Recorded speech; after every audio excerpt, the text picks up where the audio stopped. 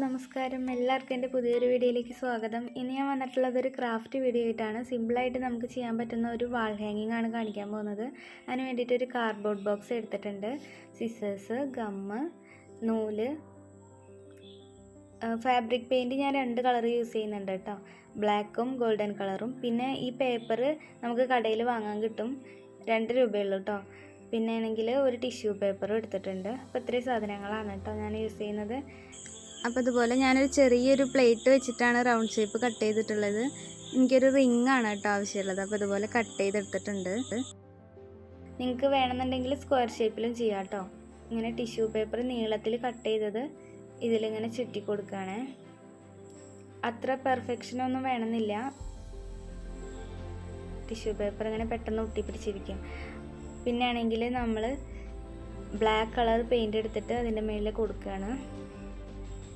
ഞാൻ ഫ്രണ്ടിൽ മാത്രമേ ഇങ്ങനെ കൊടുത്തിട്ടുള്ളൂ കേട്ടോ. ബാക്ക് സൈഡിൽ അത്ര വൃത്തിയിലൊന്നും കൊടുത്തിട്ടില്ല. നമുക്ക് ഫ്രണ്ട് മാത്രമേ കാണുള്ളൂ. അതിനുശേഷം ഈ കളർ പേപ്പർ ഇങ്ങനെ സ്ക്വയർ ഷേപ്പിൽ കട്ട് ചെയ്തെടുക്കുക. കറക്റ്റ് സ്ക്വയർ ഷേപ്പിൽ കിട്ടണം കേട്ടോ. ഞാൻ എന്താ ഉണ്ടാക്കാൻ പോകുന്നതെന്ന് വെച്ചാൽ ബട്ടർഫ്ലൈനെയാണ്. അപ്പം ഞാനിങ്ങനെ വീഡിയോ ഞാൻ ആദ്യമായിട്ടാട്ടോ എടുക്കുന്നത്. എനിക്കെങ്ങനെ ക്യാമറ സെറ്റ് ചെയ്യാമെന്ന് അറിയുണ്ടായില്ല. അപ്പോൾ എന്തെങ്കിലും പ്രശ്നം ഉണ്ടെങ്കിൽ ക്ഷമിക്കട്ടെ. നിങ്ങൾക്ക് മനസ്സിലാവുന്നുണ്ടെന്ന് വിചാരിക്കുകയാണ്. അപ്പോൾ ഞാനിങ്ങനെ ഫോൾഡ് ചെയ്ത് കൊടുക്കുകയാണ് കേട്ടോ. ട്രയാങ്കിൾ ഷേപ്പിൽ നമുക്കിങ്ങനെ കിട്ടും. അതിനുശേഷം ഈ സൈഡ് ഈ ഇങ്ങനെ കൂർത്ത് നിൽക്കുന്ന ഈ ഭാഗം നമ്മളിങ്ങനെ കട്ട് ചെയ്ത് കൊടുക്കുകയാണ് കേട്ടോ. ഇങ്ങനെ റൗണ്ട് ഷേപ്പിൽ കട്ട് ചെയ്യുമ്പോൾ നമുക്കിങ്ങനെ ബട്ടർഫ്ലൈൻ്റെ ചിറകാണ് കേട്ടോ ഉദ്ദേശിക്കുന്നത്. ഇങ്ങനെ കിട്ടും. ഇതിങ്ങനെ നടുവിലേക്ക് ഇങ്ങനെ ടൈറ്റ് ചെയ്തിട്ട് ഇങ്ങനെ ഫോൾഡ് ചെയ്ത് കൊടുക്കുക.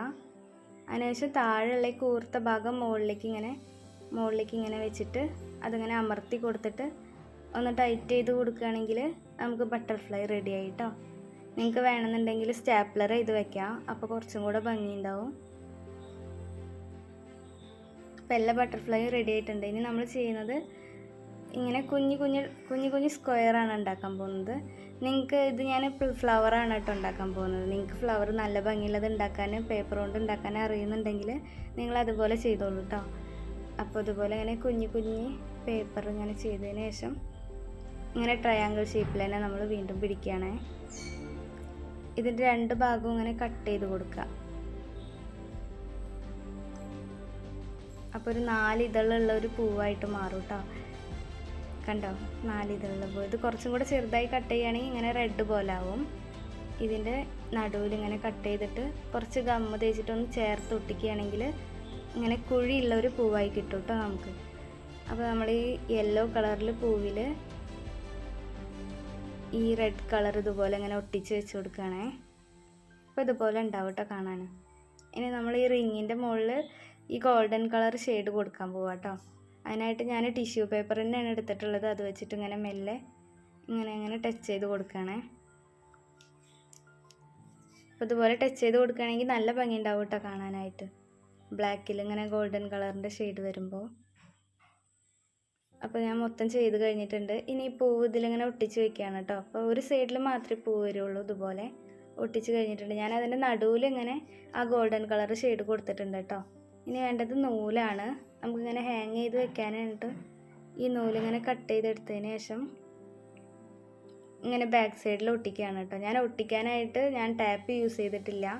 ഞാൻ ഈ പേപ്പറിൻ്റെ തന്നെ വേസ്റ്റുകളൊക്കെ എടുത്തിട്ട് ഇതുപോലെ ഗമ്മ് തേച്ചിട്ട് ഒട്ടിക്കുകയാണ് ചെയ്തിട്ടുള്ളത് കേട്ടോ.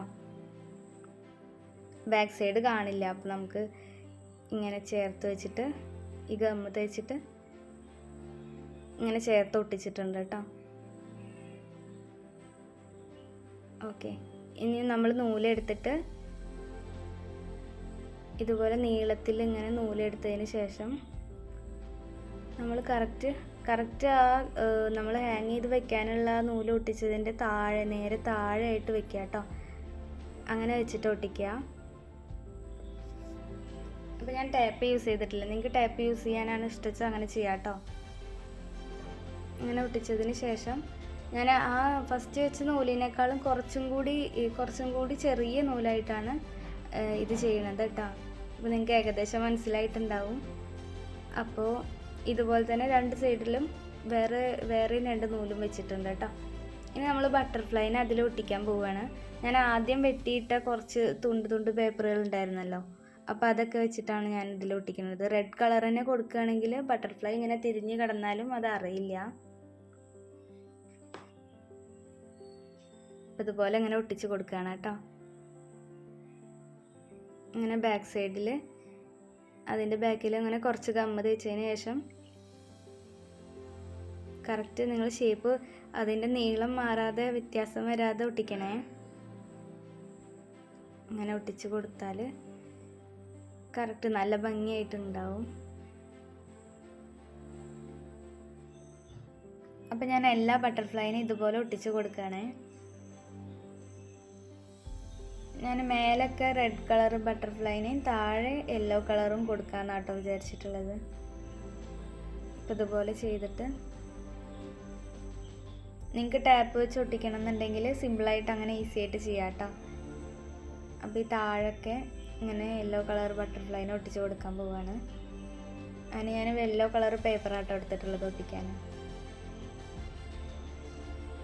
ഇതുപോലെ ഇങ്ങനെ ഒട്ടിച്ച് കൊടുക്കാം. അപ്പോൾ എൻ്റെ കഴിഞ്ഞ 2 വീഡിയോയ്ക്ക് ഞാൻ പ്രതീക്ഷിക്കാത്ത അത്ര സപ്പോർട്ട് തന്നിട്ടുണ്ടായിരുന്നു കേട്ടോ. എല്ലാവർക്കും ഒരുപാട് നന്ദിയുണ്ട്. ഇനിയും നിങ്ങളുടെ സപ്പോർട്ട് ഉണ്ടാവുമെന്ന് ഞാൻ പ്രതീക്ഷിക്കുകയാണ്. അപ്പോൾ എൻ്റെ ചാനൽ ആദ്യമായിട്ട് കാണുന്നവരാണെങ്കിൽ എൻ്റെ വീഡിയോ ഇഷ്ടമായെങ്കിൽ ലൈക്ക് ചെയ്യുക, ചാനൽ സബ്സ്ക്രൈബ് ചെയ്യുക. എൻ്റെ വീഡിയോൻ്റെ നോട്ടിഫിക്കേഷൻ എത്താൻ വേണ്ടിയിട്ട് ബെല്ലൈക്കണും കൂടെ ക്ലിക്ക് ചെയ്യുക കേട്ടോ. അപ്പോൾ നമ്മൾ ഉണ്ടാക്കിയിട്ടുള്ള വാൾ ഹാങ്ങിങ് എങ്ങനെ ഉണ്ടെന്ന് നമുക്ക് കാണാം.